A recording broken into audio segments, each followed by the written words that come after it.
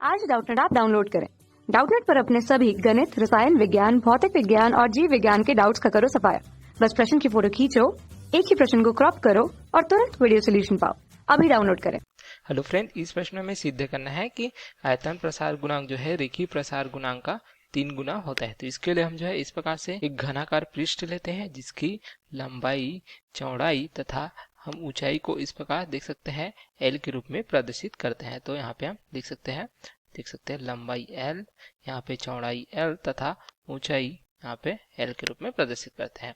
अब यदि इसे ऊष्मा दिया जाता है, ठीक है, अगर क्यू ऊष्मा देते हैं तो पहले जो ताप था T1 था, तो T1 ताप पे इसकी लंबाई हमें प्राप्त होती है L, तथा अगर तापमान बढ़ाते हैं T2 करते हैं तो इसमें तब क्या होता है, लंबाई में कुछ वृद्धि होती है जिसे डेल एल से प्रदर्शित करते हैं। तब इसकी लंबाई हमें क्या प्राप्त हो जाती है, ये प्राप्त होती है L धन डेल एल के बराबर, इस प्रकार से। अब देखिए इसका आयतन क्या प्राप्त होगा। अब हमें इसका आयतन क्या है, पहले तापमान T1 था, ठीक है, तो T1 तापमान पर जो है आयतन, ठीक है, जिसे हम प्रदर्शित करते हैं V से, तो ये V हमें क्या प्राप्त हो जाता है, ये प्राप्त हो जाएगा अर्थात लंबाई गुणित चौड़ाई गुणित ऊंचाई, इस प्रकार से। तो ये हमें प्राप्त हो जाएगा L का घात 3, इस प्रकार से। अब देखिए T2 तापमान पर आयतन क्या हो जाएगा, जिसे हम प्रदर्शित करेंगे इस प्रकार से, तो ये हमें प्राप्त हो जाता है V धन डेल V के बराबर, ठीक है, जो क्या हो जाएगा, ये प्राप्त हो जाएगा। अब लंबाई में वृद्धि क्या हो गई है, इस प्रकार से डेल L हो गया, तो ये हो जाएगा L धन डेल L का घात 3, इस प्रकार से देख सकते हैं लंबाई इस प्रकार से हमें प्राप्त हुई थी।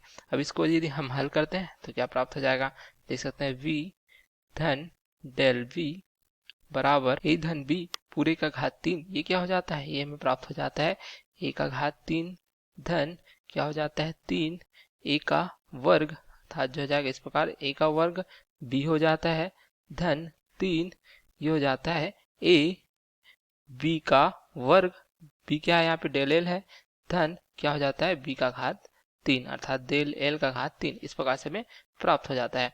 ठीक है, अब इसको हम देखें तो क्या प्राप्त होता है, यहाँ पे देखिए जो लंबाई में वृद्धि है डेल एल बहुत ही सूक्ष्म होता है, ठीक है, अर्थात बहुत कम वृद्धि होती है यहाँ पे। तो क्या होगा, यहाँ पे डेल एल का मान यदि सूक्ष्म है तो इसका जो वर्ग है डेल एल का वर्ग, ये भी क्या प्राप्त होगा, हमें सूक्ष्म ही प्राप्त होगा।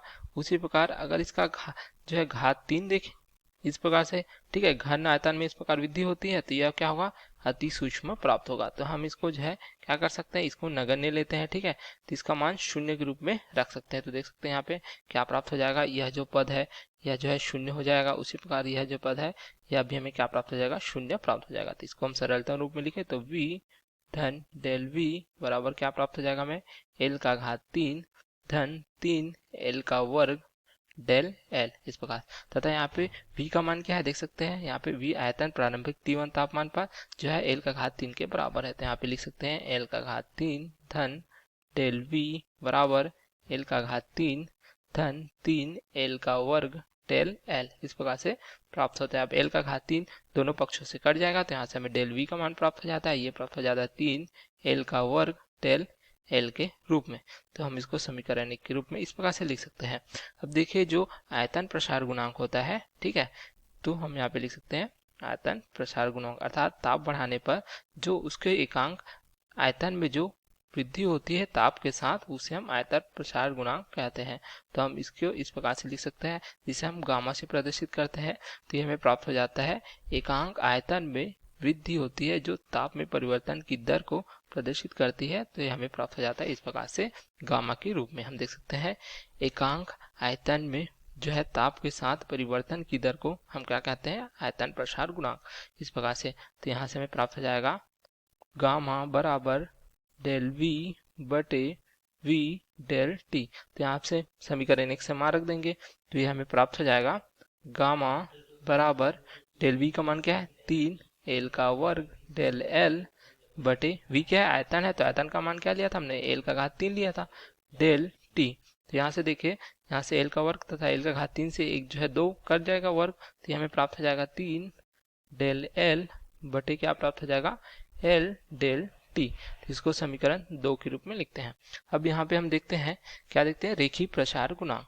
तो एकांक लंबाई में जो है ताप के साथ जो वृद्धि होती है उसे हम क्या कहते हैं, रेखीय प्रसार गुणांक, ठीक है, जिसे प्रदर्शित करते हैं हम अल्फा से।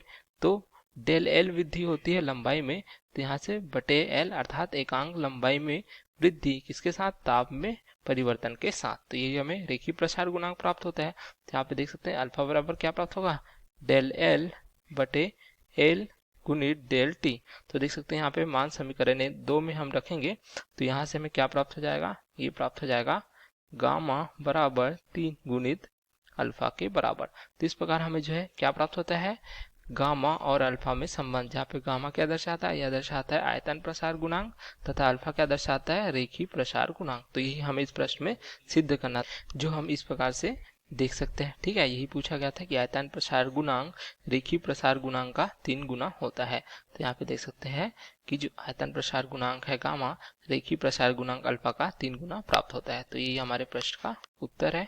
Okay, thank you.